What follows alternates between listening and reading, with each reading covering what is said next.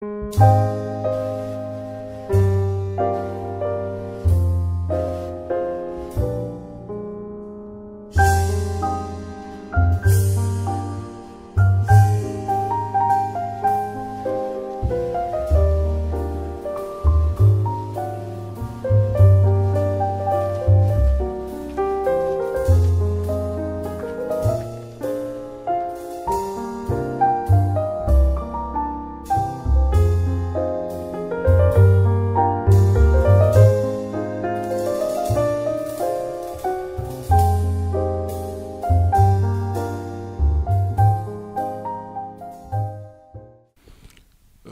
suis Monsieur Achad Atiabao, et directeur général de l'entreprise Togovi et le promoteur des infusions à base d'ail, gingembre, citron, africaté. J'ai commencé quand j'étais en deuxième année d'informatique. Euh, j'ai commencé par m'approcher des gens pour les présenter un peu ce que je savais faire en matière de conception, administration de sites web. Et là, j'ai très tôt décroché quelques marchés. Et un jour, je me suis réveillé puisqu'il fallait aller du côté de Aura Bank pour acheter un domaine pour un client. Donc, je suis arrivé, j'ai vu un monsieur qui avait du mal à prendre les escaliers parce qu'il n'arrivait plus à soulever ses pieds. Et je me suis demandé c'est quoi le problème. Et on me disait qu'il était hyper tendu. Il s'est fait accompagner par un jeune et il fallait que j'aide le jeune à tenir ce papa-là pour qu'il puisse prendre les escaliers. Et là, toute cette journée, j'ai eu mal. Je me suis interrogé sur cette maladie qu'est les hypertensions. Et je me suis demandé c'était quoi cette maladie-là et qu'est-ce qui a amené ce vieux-là à attraper cette maladie aujourd'hui. Et quand je suis rentré à la maison, je ne suis pas resté là. J'ai pris mon ordinateur, j'ai essayé de chercher ce que c'est que les hypertensions. Et j'ai pu découvrir beaucoup de choses, comment cette maladie se manifeste et comment aussi on pouvait prévenir cette maladie. Et dans les préventions, j'ai constaté qu'il y avait un ingrédient qui revenait toujours. Et cet ingrédient, c'était l'ail.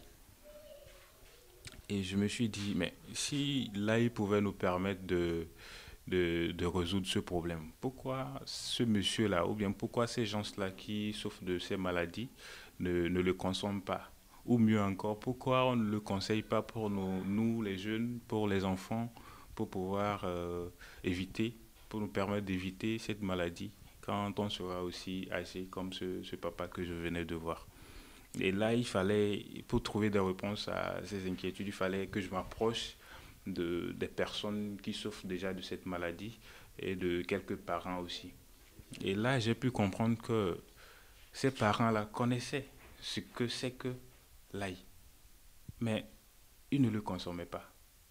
Mais je leur ai demandé, mais pourquoi, si vous connaissez l'ail et que vous connaissez ses vertus, pourquoi pas vous ne le consommez pas? Et pour certains, ils disaient que non, parce que l'odeur est un peu trop forte, ils n'arrivent pas à le consommer. Et d'autres disent qu'ils n'ont pas assez de temps, puisque chaque matin, il faut se réveiller et aller au service. Ils n'ont pas assez de temps pour écraser et là, et puis le consommer. Donc, déjà, il y avait maintenant une question, comment transformer cet ingrédient pour qu'il puisse être non seulement facile à consommer, mais aussi rentrer dans le quotidien de tout Togolais ou tout Africain ou tout le monde entier.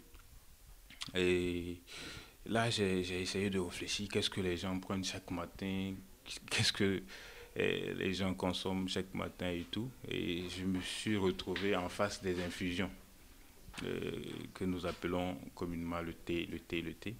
Et c'est le thé qu'on prend à jeûne chaque matin. Et là, j'avais aucune notion dans la production de thé.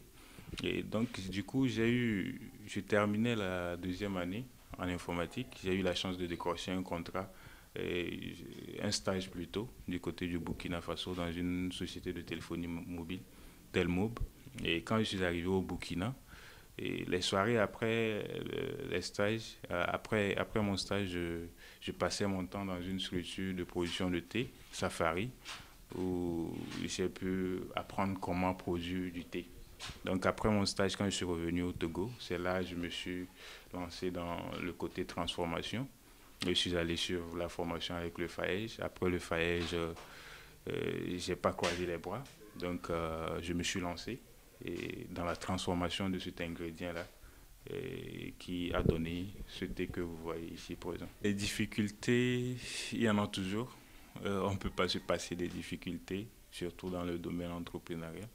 Mais il faut savoir transformer ces difficultés en réussite. Donc c'est ce que moi j'ai su faire d'ailleurs. Sinon j'allais démissionner depuis.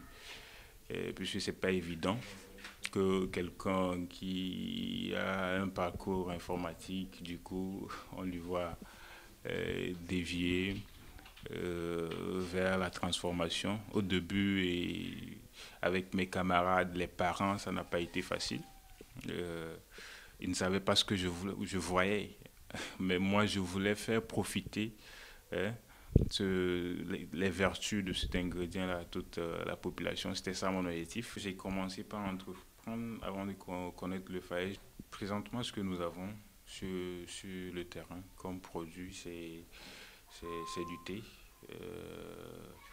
en infusion, fait à base d'ail, gingembre, citron, que vous pouvez voir ici. En dehors de ça, nous sommes aussi dans la prestation de services en informatique. Et bientôt, je pense d'ici fin février, nous allons lancer un produit sur le marché, une application qui va permettre à la population togolaise et africaine désormais de s'orienter mieux. Voilà, puisque nous avons constaté qu'il y a aussi un problème d'orientation dans notre parcours. Donc nous sommes en train de mettre en place une application qui va permettre désormais même les enfants déjà du groupe humain déjà de pouvoir commencer par s'orienter et de découvrir les secteurs qu'ils peuvent peut-être embrasser quand ils seront grands. Pour le thé, vous pouvez le trouver dans les supermarchés de la place, dans les pharmacies et dans les boutiques de commercialisation de produits locaux, tels que Togosime, Maison du Paysan, ainsi de suite, dans les boutiques ordinaires aussi que nous avons un peu partout. Je dirais aux jeunes qui se disent plutôt qu'ils ont échoué, puisque pour moi, un entrepreneur n'échoue pas. Ceux qui se disent qu'ils ont échoué, c'est parce qu'ils ont démissionné avant d'avoir réussi. Voilà. Donc, qu'ils reviennent, qu'ils se mettent sur la route et qu'ils aillent chercher la réussite, là où la réussite se cache. Ici au Togo, déjà, nous avons tout ce qu'il faut. Tout ce qu'il faut pour entreprendre, déjà à travers les structures qui sont mises en place pour nous les jeunes, tels que le FAEJ, le PRADEB, de par leur soutien financier et moral. Tout jeune qui veut vraiment entreprendre, je pense qu'il peut parvenir à ses fins.